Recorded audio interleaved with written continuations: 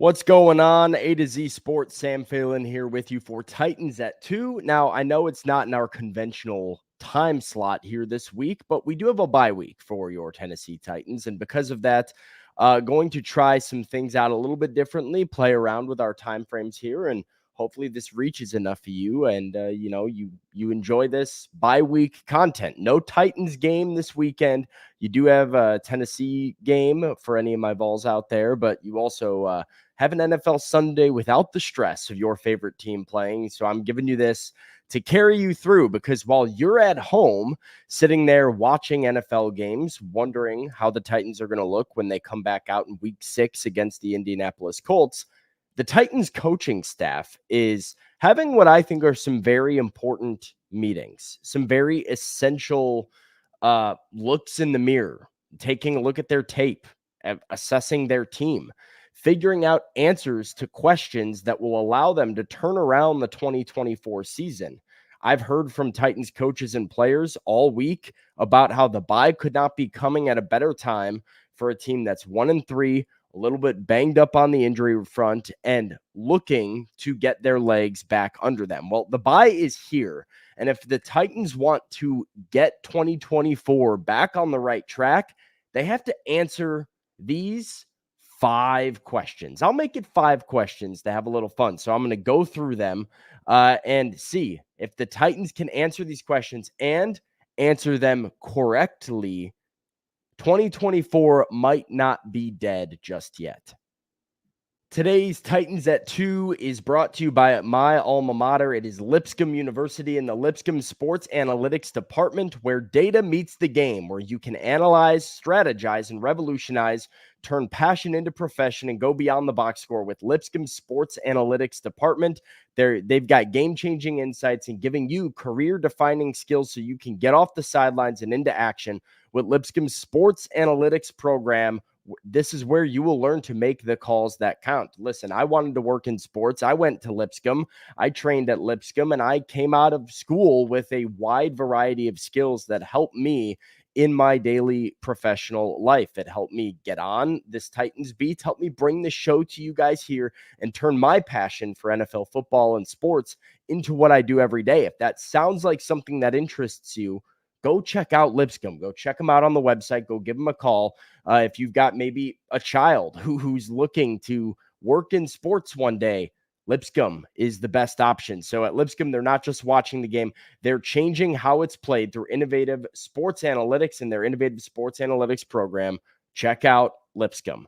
All right, let's get to my questions. 5 questions that if the Titans can answer correctly, they will turn the 2024 season around. Number 1 is the one that's on top of everybody's mind, but it's one the Titans have already answered, which is the quarterback situation.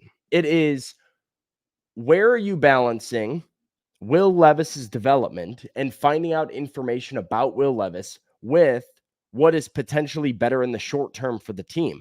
Now, I would disagree with the idea that Mason Rudolph is a better option for the Titans to win football games. I think that's a bit of a false assumption because of one good half in which the Titans ran the ball as good as they've run the ball all year. But what do the Titans value? And at what point does that question become a serious question? Because up to this point, the Titans' answer is firm. Will Levis is the quarterback, and it's really not hard to see why. Everything has been about him. Getting to know everything you can about Will, finding out if he's your guy long term, giving him a chance to develop and get over the youthful mistakes and all that. Is that accurate? Yes. View of how you guys are looking Yeah, at it? that's exactly how we look at it. And I appreciate Mason's professionalism. I appreciate how prepared he was and ready to go into the game. But Will is our starting quarterback. And I said it last night, and I'll reiterate it again, that when he's healthy, he's starting. And hopefully he's healthy for Indy and we're ready to roll, and he's the starting quarterback, because it's hard to play quarterback in the NFL, as everybody knows. There does take some development. Guys make young player mistakes. You see it all across the league right now. And we're going to find out everything about Will that we can, and he's going to continue to grow and get better and play better. He needs to play better for us, and at the end of the day, I believe that he will, and that's where I'm at with that whole thing. There's no controversy. There's no second guessing. That's what's happening. So that's probably as clear as I can state it. No controversy, no second guessing. Brian Callahan says Will needs to play better, but he thinks he will. There is your answer for the Titans at quarterback. And so the question number one that I would say the Titans need to answer correctly is Will Levis the guy moving forward? If you can answer that question correctly at this point in the season, whether that's yes, whether that's no, whatever that answer is, 2024 can be a success. The Titans are saying Will is the guy. And if they're right, this is going to turn around for this offense in due time, and they're going to end up being a much more competitive football team.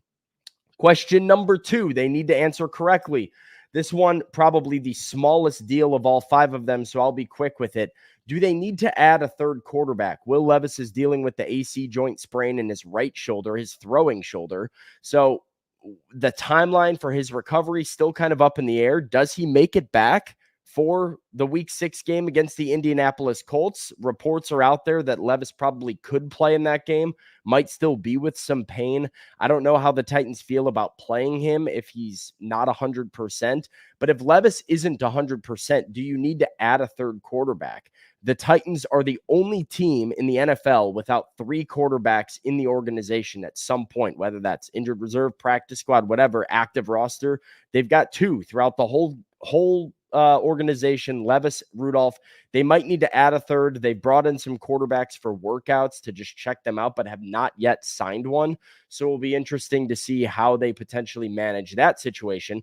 Brian Callahan likes having two because it allows Mason Rudolph to take all of the Titans scout team reps. That way he is prepared. You saw on Monday Night Football, Mason Rudolph prepared to come in and manage the game and help the Titans win. They like how prepared it leaves Mason Rudolph. But if your starter is not 100%, you might want to have another insurance policy lined up. Curious to see what answer they come up with on that front. Okay, three more. Number three, does a change need to be made at right tackle? Does a change need to be made at right tackle? The Titans coaching staff, which we know the offensive line has not been good enough, but really the coaching staff has said the left side is fine. They've given credit to J.C. Latham and Peter Skoronski and Lloyd Cushenberry for being solid and playing very well. It's the right side that we continue to run into issues. Nicholas Petit-Frere has allowed a sack in every game. He is allowed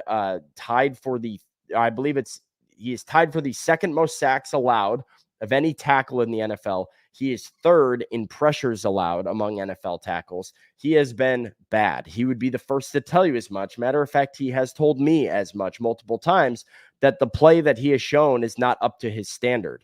The Titans were considering making a move. They benched Nicholas Petit-Frere in the second half of the game against Green Bay.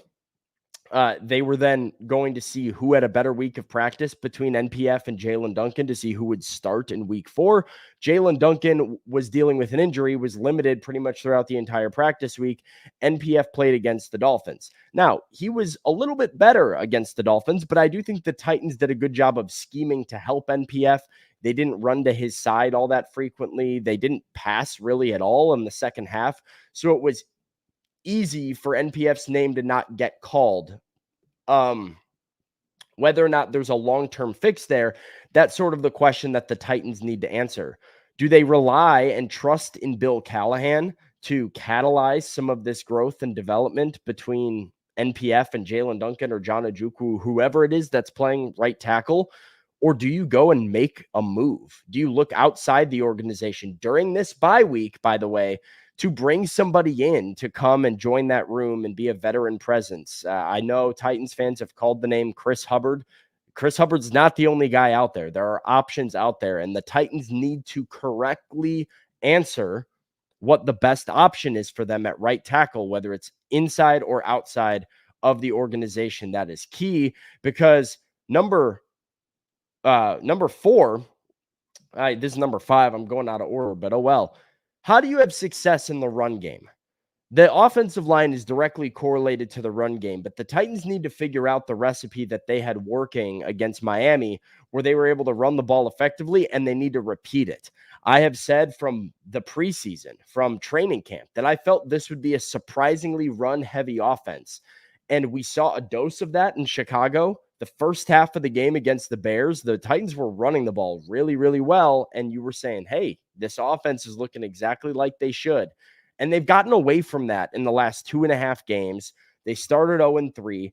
They were able to run the ball really well against the Dolphins and make Mason Rudolph not have to do very much in the second half. And Brian Callahan even said that we didn't ask too much of Mason. Mason just came in and he managed the game. We knew that we were ahead. We were able to run the ball. You broke off a big one with Tony Pollard that set you up for a score. Tajay Spears had a nice run for a touchdown.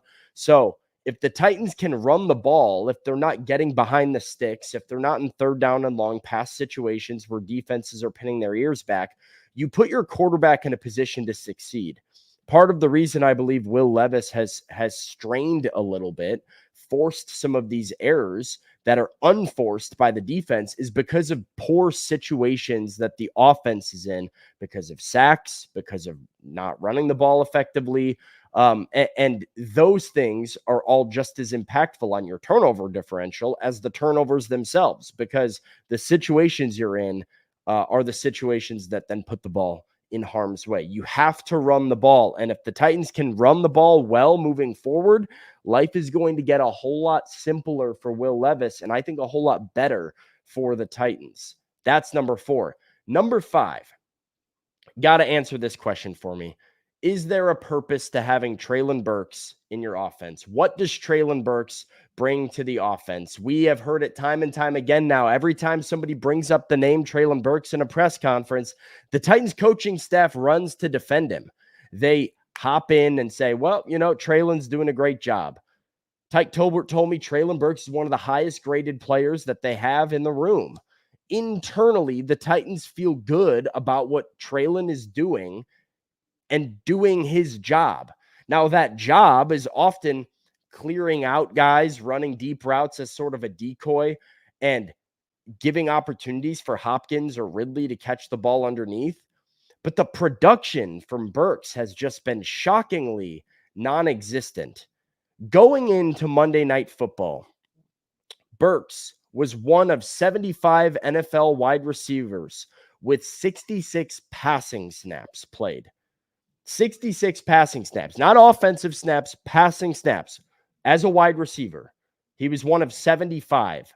Of those receivers, he was dead last in receiving yards, dead last in percentage of targets caught, dead last in receptions, dead last in yards after catch, dead last in drop rate, dead last in passer rating when targeted, also bottom 3 in targets, yards per route run, yards per reception, and he had 1 catch for 13 yards against the Dolphins, so it didn't get a whole lot better.